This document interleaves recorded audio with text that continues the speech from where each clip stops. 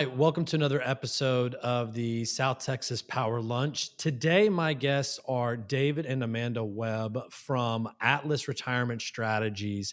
And here we're going to talk about succession planning. We're going to talk about buy sell agreements and what happens when disaster strikes or what happens when you want to transition your business. These are things that people don't think about until usually their options are limited or worse, tragedy strikes and they just have to deal with the consequences. Join me here as we go and talk today about succession planning with Amanda and David. We are here with David and Amanda Webb from Atlas Retirement Strategies. And this is going to be a great conversation about succession planning and what you need to be thinking about on exiting your business. Or maybe you're thinking about buying a business and you want to understand maybe what a potential seller would be going through. So, this is going to be a great conversation. Amanda, David, thanks so much for coming. We really appreciate it. Thank you for having us. We look So, before, as we get started here, why don't you tell us about Atlas Retirement Strategies? What does Atlas do for its clients? We are a holistic planning firm. We work with a broad range of people based upon our advisors, their needs, our team. Um, but we're really in the business of trying to help people plan, prepare, and protect for the future. Now, this is a family business, right? It is a family business. My So wife and I are partners. that's great. And again, it's always amazing. We have a lot of clients that are family businesses, and those are really strong. So again, thank you all both for being here.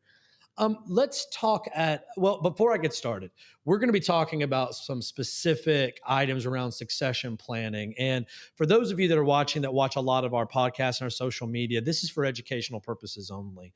We're going to be talking about our own opinions. We're going to be talking about things really in general to help educate you, but you need to consult the right lawyers, tax professionals, and professionals like Atlas Retirement Strategies to understand what it really means for you.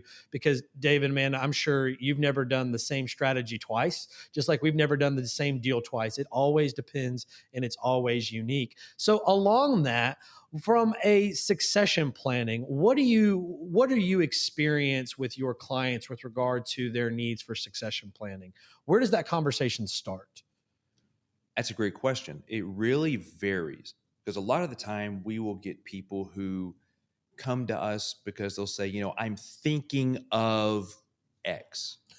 I may want to get out of my business. I may want to transition this to a family member, a key person in our organization, or even an external sale.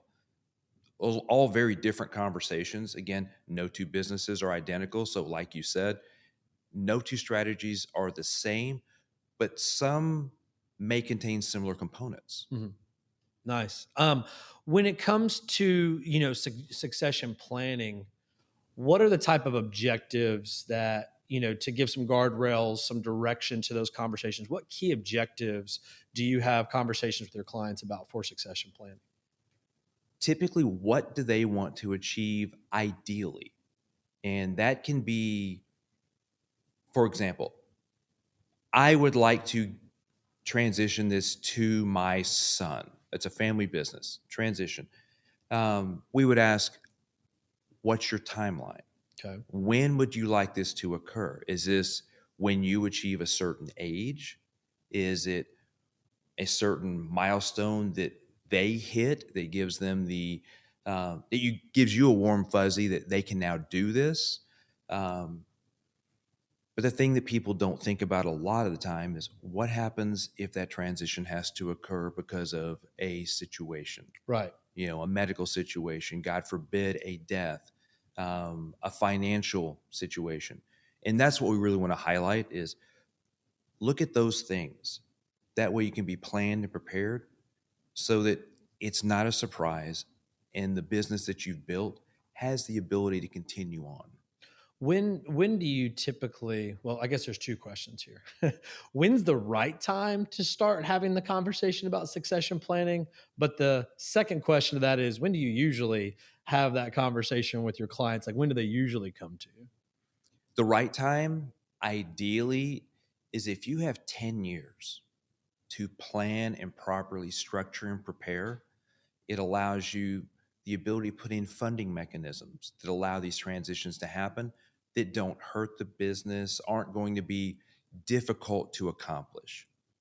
When it typically happens is very short window. Hmm. I would say 3 years and less, commonly 1 year, Right. where something has happened to suddenly necessitate wow, I need to look at moving this in a different direction. And when that occurs, it's now somewhat frustrating, Sure. both on our side because we could see how it could have been accomplished with good planning, Hmm. but also on the business owner's side because they didn't realize there were so many things to get done.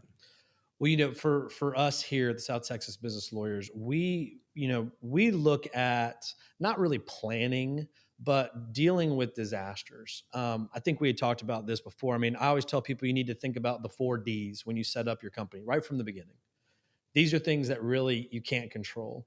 Death, can't control that. What happens to the company at that point in time? I mean, from an ownership, from a governance, those sort of standpoints. Disability, that may or may not matter for a company, but to think about that because, it could be an illness, it could be something that's physical that stops somebody, it could be permanent or temporary. And then a divorce, which, divorce has somewhat of control, but your spouse can actually control the other part of that. So, it really is something that's out of control, which can change the dynamics and really destroy a lot of businesses too, if there's not that thought about what happens if one of my co-founders, co-owners gets divorced, or what if I get a divorce. The last one is deal. And that's really, some of the proactive things that you're talking about is exit strategies, transitions to family members, those sort of things.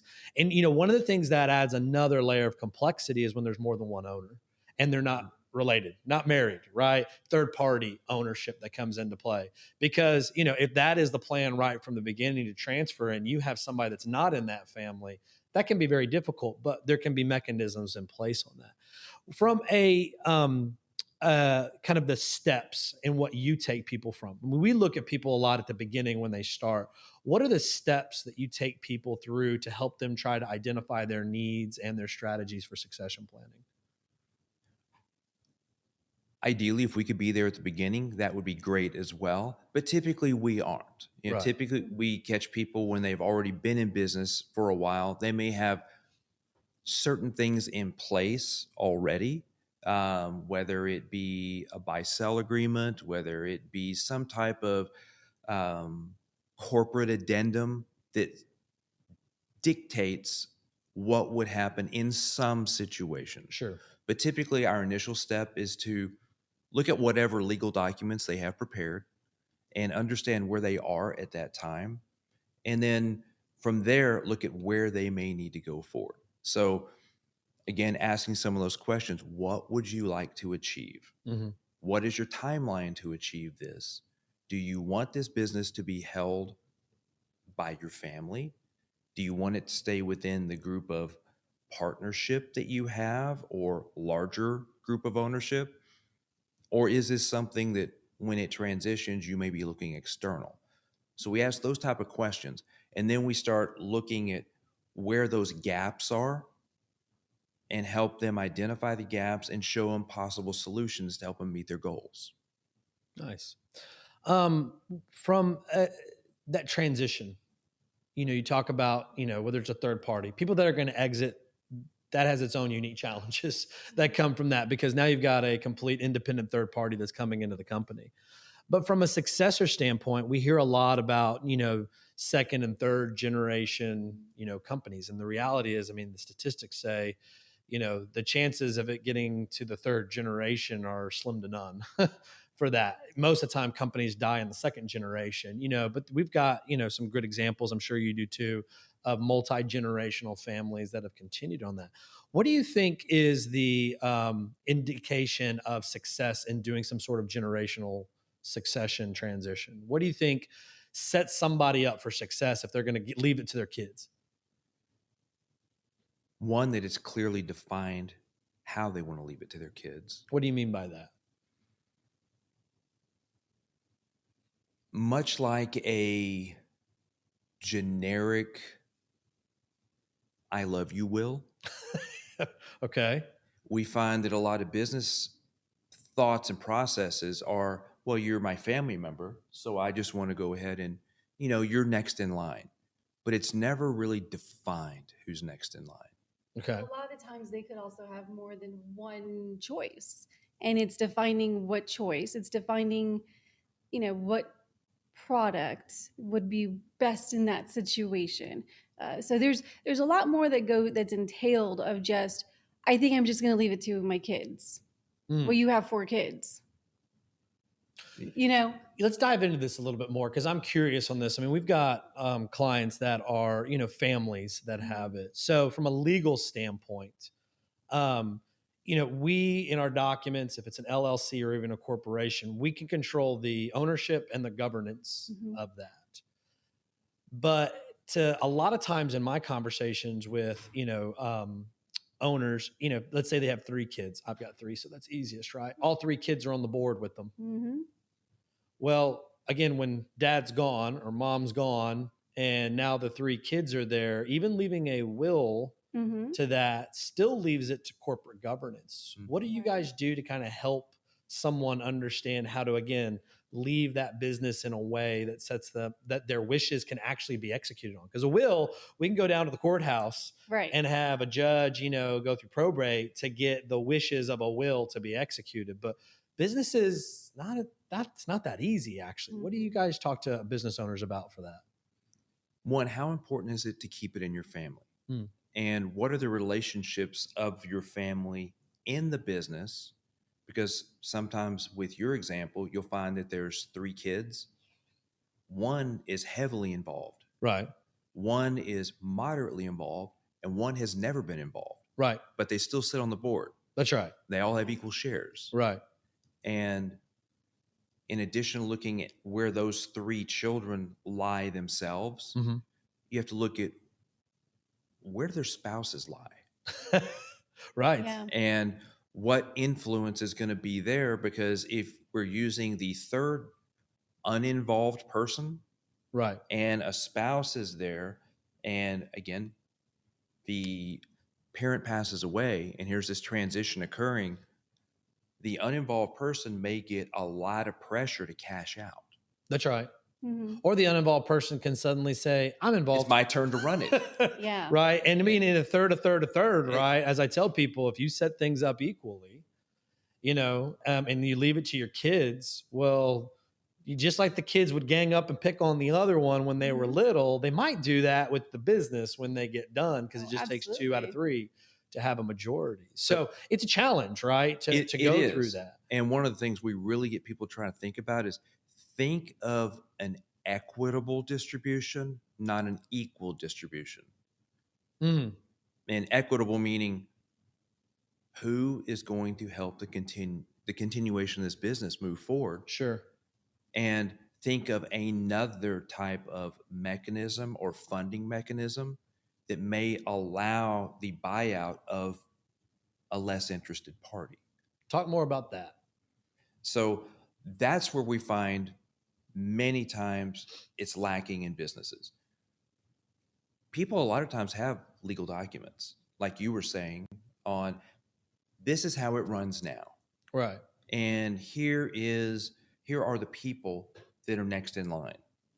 Ooh, I'm going to tell you, most of the clients we deal with in the small to medium-sized business have legal documents, but it doesn't talk about the second piece. It's a legal document. They went on Legal Zoom or something like that, but they've never thought through, even at that level, in our experience, the death, disability, divorce, and deal from just a corporate document standpoint. Well, unfortunately,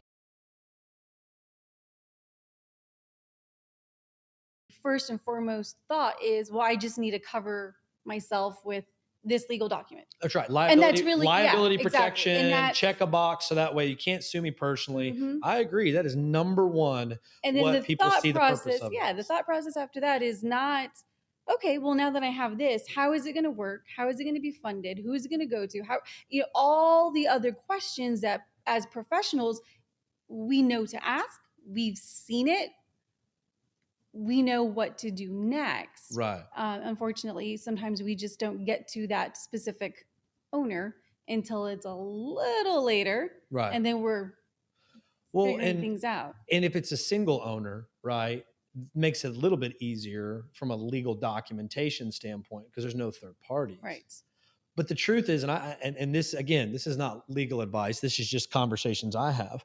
A lot of times I tell people when they're starting their business, I'm like, okay, when you die, what Mhm. happens? Yeah.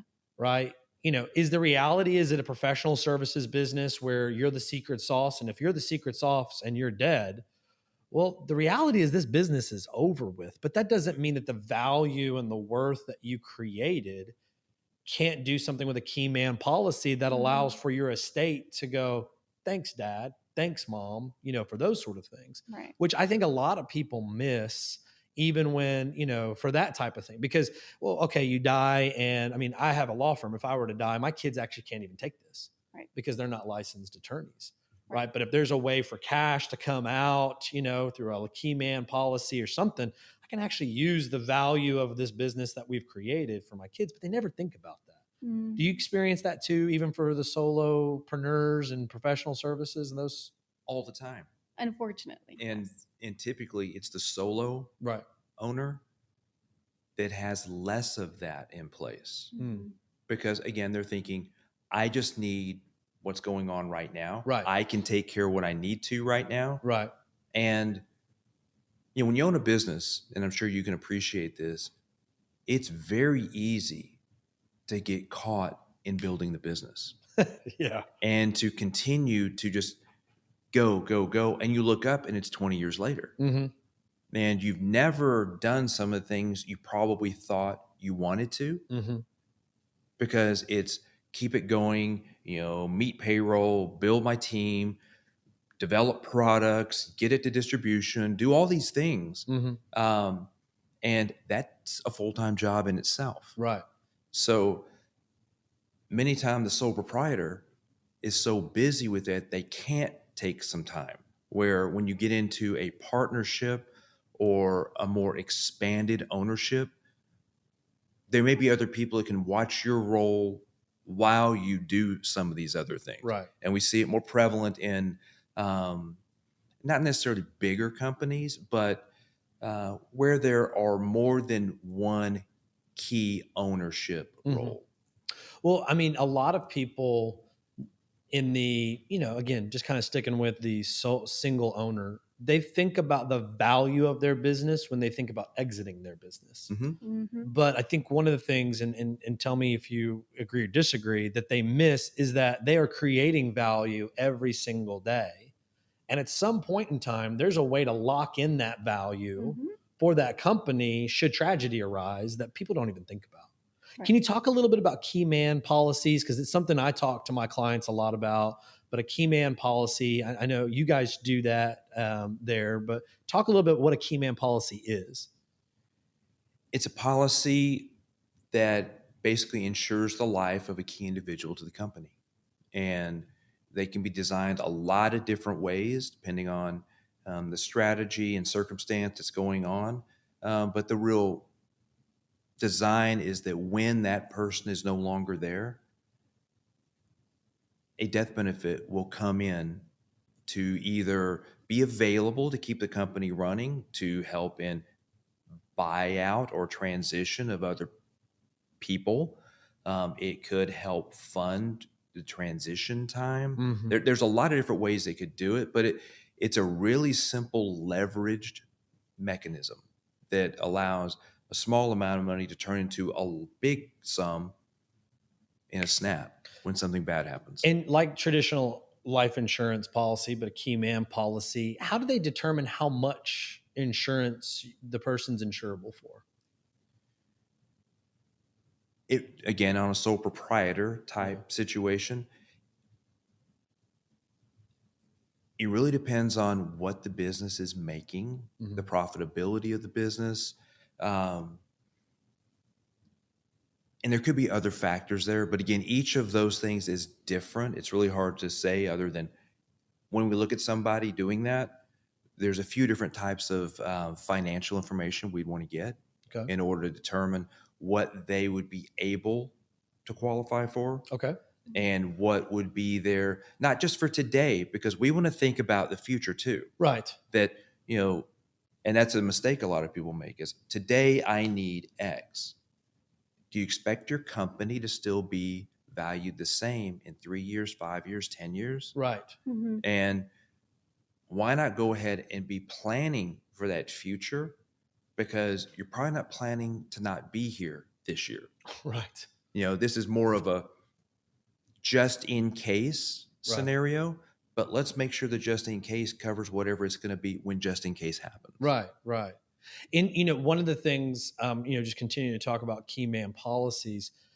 When we set up companies, usually there's buyouts, like in the 4Ds we talked about. In death or disability, usually somebody can buy that person that died or became permanently disabled. For divorce, if the shares or interest, whatever, goes to the non-participating spouse, somebody can buy it back. Maybe there's deals that take place, in there. Something, and I'm sure you run into this too, that people don't realize is that amount of buyout, where's that cash going to come from? And that's where a key man policy can come into play. But something that people don't realize is, like, for example, in death, usually the typical is in documents that are the forms that go across all across the state of Texas is the other members get to buy you out. And if somebody doesn't buy you out, then, whoever bought out their portion of it can buy the rest of it, pro rata shares. The problem is, what if you've got a $10 million company that's grown and, there's a third right there and you don't have, $3 million to throw at it. Whereas the company could actually maybe redeem those shares by being able to buy using a key man policy that would allow for that money to come out. But again, this is an example of where I think what we talked about earlier is having the right team together. Because you guys do the planning, you guys do the products that need to be, the valuations and those sort of things. But if the legal documents don't get adjusted for those strategies, and I've run into this a couple of times, the last couple of years, you're kind of stuck when the money, the buyout's not for the company and nobody has the cash. And, the kids are going, wait a minute, I thought we were out and we're going to get $3 million when, dad's out, and they get zero because there's no money to do that. Do you guys run into that a lot? All the time. Very rarely are the funding mechanisms in place when we look to review business documents. Many times the documents are in place and people say, well, we have a buy-sell agreement. Right. But it's not funded. Right. We identified key man language. We see it in our in our Right. documents. In our documents, but there's nothing to allow that to occur. Right. So we see that all the time. And not just on the death side, but think about transitioning this again to the family member. Right. You've got the 3 kids there. You've identified someone to take it over. Okay. If you don't sell your business, how are you going to realize what you've built up? Right. So, and that's something that people don't think of a lot, especially in family businesses. Yeah. Where, okay, well, I'm going to have, my son or daughter take over. Right. And we're going to make this transition, and this has been great, and we've done quite well. But you probably put most of your money back into the business thinking this is my retirement vehicle, right? And I'm building this up. How do you extract that? Right. Because if not, you have to keep on working. But if you put, your daughter in there and she's working and she's getting paid, where are you getting paid? What are some strategies that are potential options that people look at for that type of situation where the value's all locked up in the company as intangibles, right? They're going to go to a successor that's in the family. So they're not going to get any sort of equity, exit that comes out of it. What are some options that people can look at potentially to try to have that be something from a retirement standpoint for them?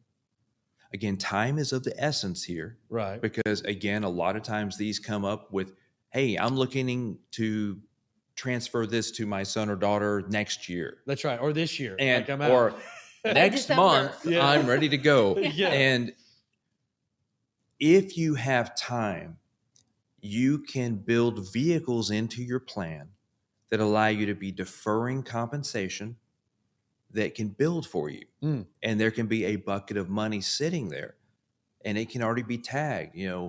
When XYZ owner steps away and the children take over, right. this bucket can be used to fund retirement. Mm. And that's where you said earlier, which, I mean, when I heard you say 10 years, my jaw dropped a little bit. I'm like, 10 years. But when you're talking about a true succession plan, right, a comprehensive plan, in order for that to have enough time to build the value because of certain limitations, and then just even on tax matters and cash that the company is generating, it does take time to be able to build that sort of retirement that can be pulled out of the company when you leave. So now that we're talking a little bit more, even for me, I thought 10 years was too long, but actually it's not. It's really It's not. I not mean, at if all. to be quite honest, I think if when we sit down and we talk about our clients and just situations we've seen, ideally, it would be great if somebody started their company, came to see you, got all their legal documents, went to see an accountant or a CPA, how are these things going to be taxed, and then came to see us and said, okay, I'm setting this up, whether it's myself or myself and one other, two others, however it is, Right. I need to be thinking about 30 years out. Yep. How is that going to look? Great. And then from there, one, you're younger most of the time. Two, you have time. There is time to put things in, where you're not, okay, well, great. You have 10 years now, this is in your this age, and for you, it's going to be this much. Right. It gives you a lot more leeway to do things when you're thinking of all this up front. And again, most people don't. But if you had a team of people that said, hey, this is what I do, but I also work with so and so, and you should at least seek that advice. Or I work, that's where I think people could benefit from it a lot more. Based upon your experience, what do you think the right members of a team are for somebody to build their succession plan? I was going to say attorneys for sure. You Check need that box. Woo! Thank you for the plug. You need someone to write those legal documents. Right. You Correctly, need by the way. Thank you. yes, correctly, not legal Zoom, That's right. and not somebody who also Not is somebody that does somebody else criminal that does defense work this. either. And then, yeah. Hint, hint. You want someone who's an accountant, CPA that Right. knows. This is the thing too, though, that knows business tax. Right. Right. Because there's lots of CPAs, and I'm sure they're all great, but as entities or as corporations, the taxing on it's different. So you need to know someone that understands that. You need to have advisors, financial advisors, because there's so many different things that you can put into place that's not just stocks, shares. There's so many other things that can be put into place. And I would probably say somebody who's a really good P&C person, making sure whatever business building, equipment, things that you have, Umbrella policy. that are also insured. Right. Cover your bases, all of them. Go ahead. Say something really quick on that. People should take as much care in building out their team of advisors as in anything else they would think of in their life. Sure. Because a lot of people approach this, well, hey, John uses so I'll just use them too. Right. You should really interview people and make sure they fit for where you're wanting to go and that they have those capabilities. And, when you're looking at someone on all fronts, these are people you plan to talk to for a long time. Right. You probably should have people that you get along with, not just someone that I see once a year, every few years as a, hey, give me a checkup. Am I okay? Right. Yeah. No, I mean, I was talking to we're here at Geekdom shooting today, and I was talking to another person last week, and they were talking about insurance and everything else. I said, look, life of a company is kind of like, and this person, she was young. I said, it's kind of like, you've gotten your education, you're now formed your company, you're getting forward, and you're in your first apartment. Still need to make sure you have some things like you need to make sure that you have the four walls and water and food. That's legal documents to make sure your risk is there, and you want to have some insurance. But as you grow your company and the value grows, you need to get more sophisticated with who you're dealing with during that time as it grows. I mean, if you end up with a $450,000, $500,000 house, right, and cars and everything else, now there's more you need to do, to protect that value that you've done and to figure out where that value goes. It's the same thing with a company. Yeah. And there comes a point though, and in my experience, it's usually once somebody starts eclipsing the valuation of $1 million or more that this stuff is a must, but usually is missed Right. by a lot of companies.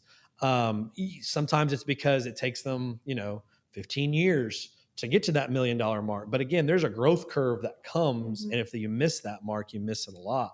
What do you guys think is the right, pathway for, let's say, a young company versus the more established, multi-figured valuation? What do you guys think are the right time periods for this?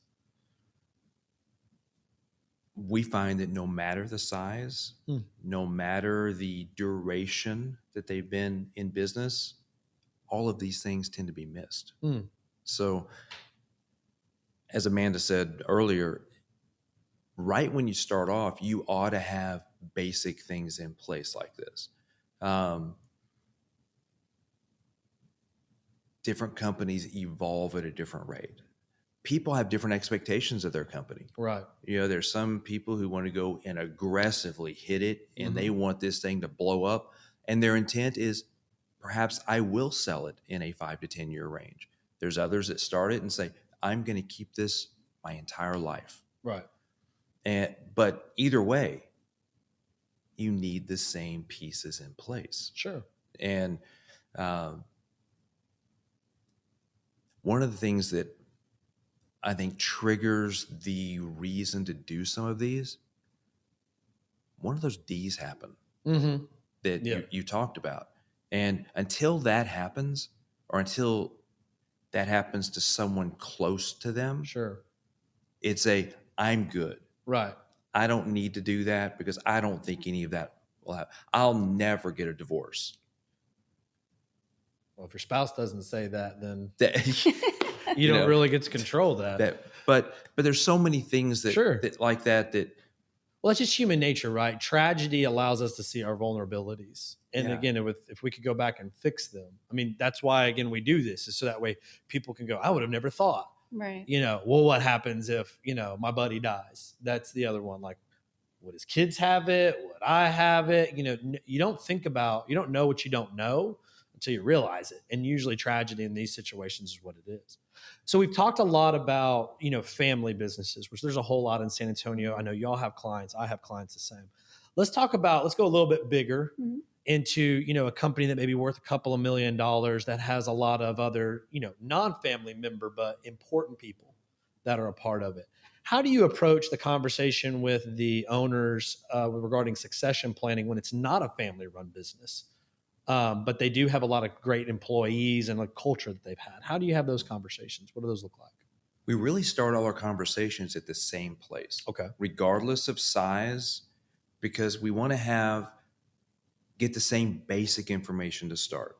But, someone that has a larger company and there may be multiple shareholders and, they may have over 100 employees as opposed to under 10. One of our big questions is, what do you want to happen to this when you're not here? Right. And again, we'll find sometimes a written document that gives a written plan of how things may occur, like you've described already.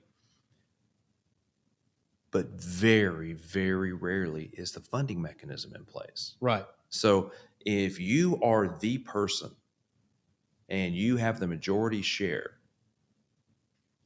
and this is your baby, this is what you've done. Right. What do you want to have happen to this? Right. If you're not here, and do you just want your shares absorbed?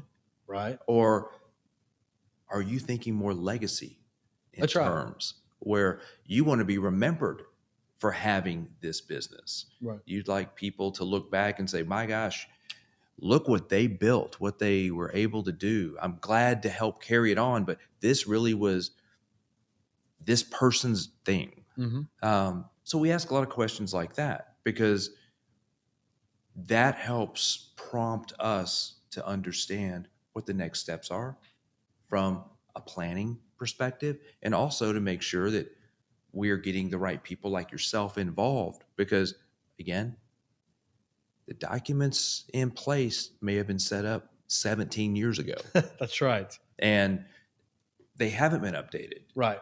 to what this has become. Mhm. Let's talk a little bit about buy sell agreements because you see a little bit more of that in the larger organizations.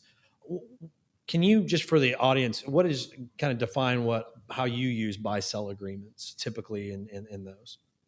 So typically, a buy sell agreement would be an arrangement that allows for a funding mechanism to allow you to purchase the percentage share of another individual. Right. And this could be just two people, or it could be a group of people. Right. Again, the more you get, the more complex they are. That's right. But you can have it in writing of, well, this is written down that now it goes to blah, blah, blah, X, Y, Z. But what's going to fund that? That's right. Which, as we talked about, I mean, I've run into this a couple of times where, a brother has a buy sell agreement to be able to buy out the other brother, but he's got no cash. Yeah. None. And so, there's a life insurance policy in the company, Mm-hmm. but the brother doesn't have that. So technically, he can't ever exercise that buy sell agreement because he doesn't have enough cash to do that. And those are the problems I've seen. And I was going to say, so when we're going and speaking to people and we're asking the clarity questions, right? Mhm. What exactly do you want? How is this going to work? So when we say how is this going to work? And it's funny. I was just thinking that when you said, we had the buy sell, there was a life insurance policy. And I hate to say it this way, but I feel like a lot of life insurance kind of gets a bad rap Right. for what it is. And a lot of times it's because it wasn't used correctly. Right. And, as you were saying about, okay, so go away from the family business. Let's talk about these big business corporations. Is there things that we do differently?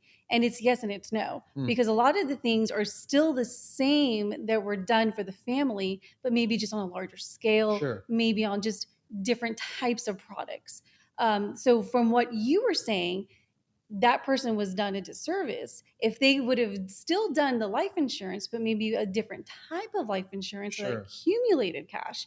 Then there would be cash there to then do the sale. Right. So it's really, you want someone who's been in the business, in the industry, that knows what it is they're doing, what it is you're looking for, and how strategically can you get there with what products are available. And again, that could be anywhere between stocks to life insurance, because Right. everything works differently Right. and has different tax consequences. But depending on what you need, could be this product. Well, and this is where, when right now we're going through our startup formation boot camp, and it's for multi-owners. Every single multi-owner company, whether it's an LLC, corporation, limited partnership, it contemplates what happens on the 4Ds, right? What happens if somebody dies? And there's a process for that. Right. But that process has to make sure that it can actually be implemented through that funding mechanism. And a lot of people just don't think about it. Now, I will say for just a second, because I'm just thinking about this, I have many companies that are formed that when somebody dies, they get to buy them out for $1. Right. But that's because there was a conscious decision that their value doesn't go beyond the grave. And that's okay, right? I mean, some people are like, hey, I gave them a 30% because they're running the company, it's sweat equity, but if they die, I got to get somebody else to come run it. So the buyout is $1. Well, you don't need a key man policy for $1. Right. And you could certainly look at doing something like that, but it doesn't make sense. Versus the fair market value, which I see so many times. Number one, fair market value, to come up with the actual number that's defensible, will cost you $30,000 to $50,000 at a minimum. To do that for a company doesn't always make sense. Two, once you come up with that number, where's the money going to come from? And you keep hearing this as a key theme. And again, I can't stress enough as an attorney to make sure that you're working with trusted advisors on how to implement what we as lawyers put in place. Because we can put great things Mhm. on a piece of paper that everybody agrees, but if there's no funding mechanism and there's no way to execute it, it's really worthless. Yeah. What do you guys look at with regard to key employees that are not family members? Do you have those kind of discussions about, worried about losing key, knowledge and those sort of things? What kind of conversations do y'all have with clients regarding, keeping third party people in the company? That's a great question. Many times the ownership is not what keeps the business going. Hmm.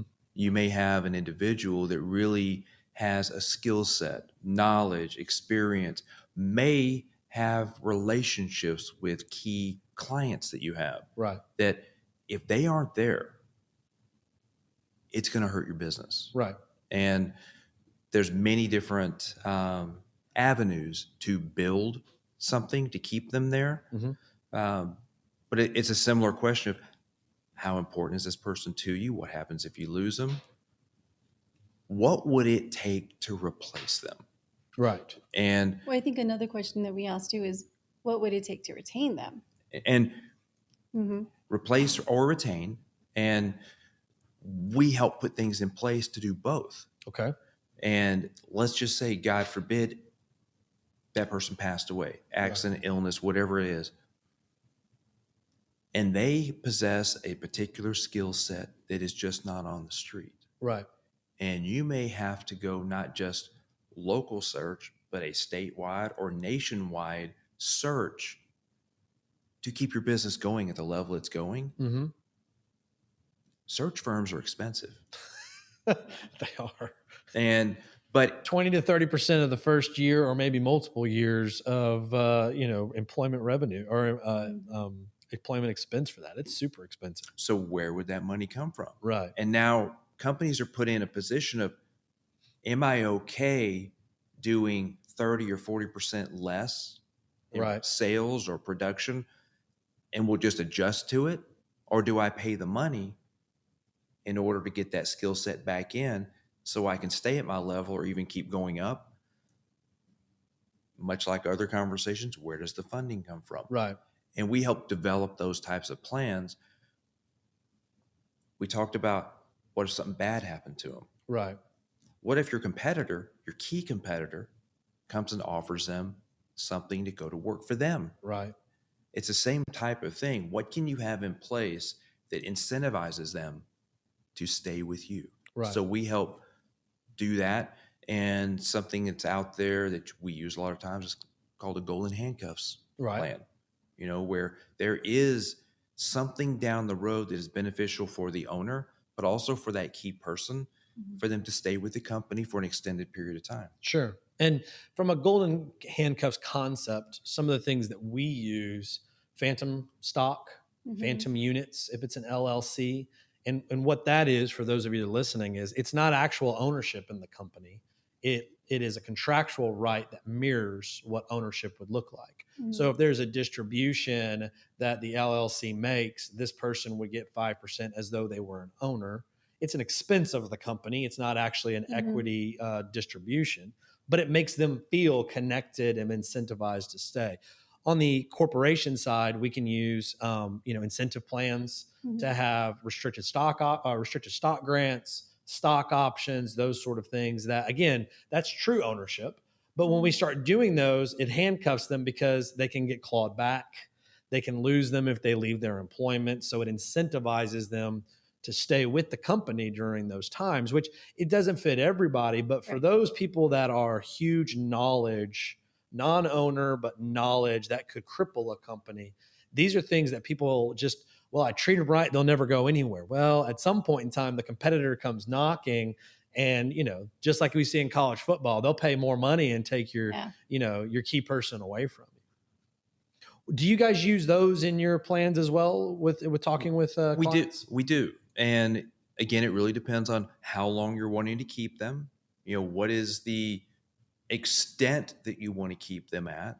And again, we use a lot of different vehicles to help fund those, um, from discussions where you started all Right. the way to things that can, grow at various tax implications, pre-tax, after tax, whatever best fits the company.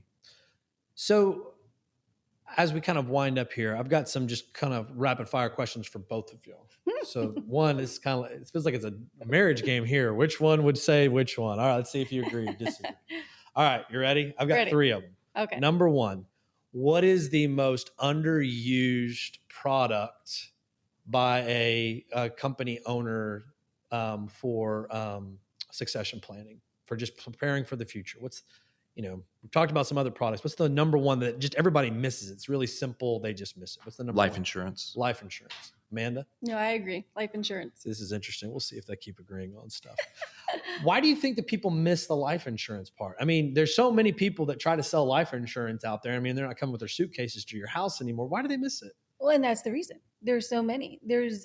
Like I had said, in my opinion, it's gotten such a bad rap. You really think it's just for when you die. There's not anything for when you're living, and that's just not true. I think, just as with every other product, things have gotten so much more sophisticated. Life insurance has gotten so much more sophisticated, Right. and there's actually so many things you can do with that plan. And again, I'm not talking your term life insurance. I'm talking the more permanent type life insurance that accumulates cash value, that is tax free, that I think people just don't ever sit down and think about it. And mainly, they also get told by, as we like to call them, talking heads that say, "Oh, don't, that stuff's not good." And that's not the case, because it's not the case like that for everybody. Right. Because, yeah, I mean, again, as we said, this is not one size fits all by any means. What is the most, what person on the team for most companies do you talk to? What person, key person on their team are they missing? So we talked about a team earlier. Which one are they missing? I'm going to actually have mine too when we get to the end of this. I think many times they are missing us. Okay. And I say that because maybe they bought a policy or they've got an investment over here. Many times they bought a GNL policy or somewhere, right? but just they to be able to check the box. they think they're good, right. And we'll find legal documents many times. We'll find that they use a tax person of some level. Yep. But they don't tend to look for a specialist on this side of the fence that can really help them, build their business for the future and protect their business, but also protect their financial interests Right. long term. And again, what would you like to say? Which one do you think? It's kind of, to me, it's a little bit all over the place, because you see sometimes they have a good attorney, a lot of times they have a bad attorney. Right.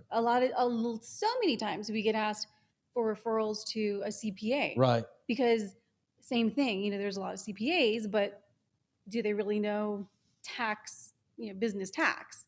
But it's also us, where they may have somebody that is, as I say, growing their money, they're accumulating their money. But other than that, it's not really helping with the company. It's not helping to transition anything. It's not helping for, all the other items that are needed. So to me, it's kind of, they're just missing advisors, to be honest. Amanda took my answer to that one. Yeah. Well, and I think that's the problem, right? Is that lack of education or understanding on the advisor side, as to, you wouldn't go to an estate planning attorney to do your business documents, But they do. Mm-hmm. Just like people come to me and ask me to do a will, but I don't. But in the same token, they may need a CPA, but they'll gladly go to a tax preparer because it costs less. That's right. Yeah. And on our side, instead of going to someone who specializes in business planning, I'll just go to this guy that also may do my PNC stuff, and I Right. think I get the same thing. That's right, because I know. And you don't get the same thing. Well, in my experience, and this just comes from, being even in house and in-house counsel and those sort of things. We as lawyers, we don't generate revenue, Mhm. right? We're an expense. I don't have a corresponding unless there's a settlement, which then people think it's fantastic, or we negotiate an exit, which we do a lot of M&A work. But in general, to talk to a lawyer to plan, right? That's an expense. For a CPA, it's the exact same thing. It's an expense. And people are usually like, I'm going to scrimp on the expenses like that because I'm going to spend it where I can go make my money. But here's what I would say, and this is what I've said for years, is lawyers, CPAs, the right whole advisory team, because they would say, I don't need you. You're too, that's not what I need. Wrong. The team is what allows you to keep the value that you've generated. And you can keep generating. But again, as we've talked about today, in a lot of circumstances, tragedy will destroy that completely unless you've properly planned, with the right team that's there. Or, worse, you've used, the estate planner to do your business documents. You've used the tax preparer to the CPA. You get to the end of this and you realize you just created a tax bill that is insurmountable for everybody, that everybody just goes, I don't want it. I don't want that. I don't have any money to pay those taxes. Y'all just messed it all up. I disavow all of that, and the company is destroyed because you didn't have the right team. Right. They don't want to pay the money because they think it's an expense, as opposed to something that protects that value of that asset that they've been working their entire lives on in many circumstances. Yeah. And I'm sure you see it as much as we do, where we sit down with somebody who finally has decided, right, okay, it's the time, I'm going to come do this. For a lot of the, especially business attorney or business planning, we ask for tax returns or Right. things of that, to kind of see where everything's going. And there's many times we will sit there and they, I did it with, so-and-so down the street because so-and-so said it.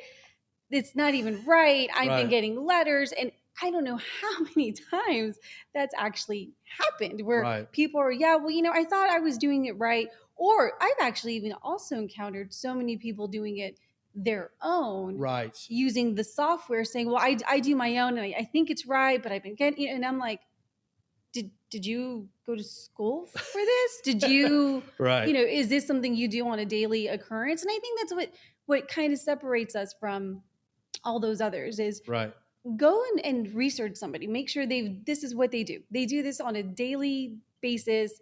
They have the licenses, they're educated, they're, all those things that, yes. Put in the money for the expense because it's going to pay itself at the end. Right. Well, I mean, just like anything, right? I mean, it costs money. Right. And if you do it on the cheap by finding, somebody to do it the cheapest, you're going to get the lowest strategy possible, which actually may be no strategy. I was going to say, or no strategy. Right. I mean, it takes money. I mean, and, the clients that I've got that are fantastic, when I'm telling them, be prepared to spend, 10, 20, 30, maybe $40,000, depending upon what the issues are, to get it resolved. But when you're talking about a $15 million company, to make sure that their strategy is correct, that's almost a no-brainer.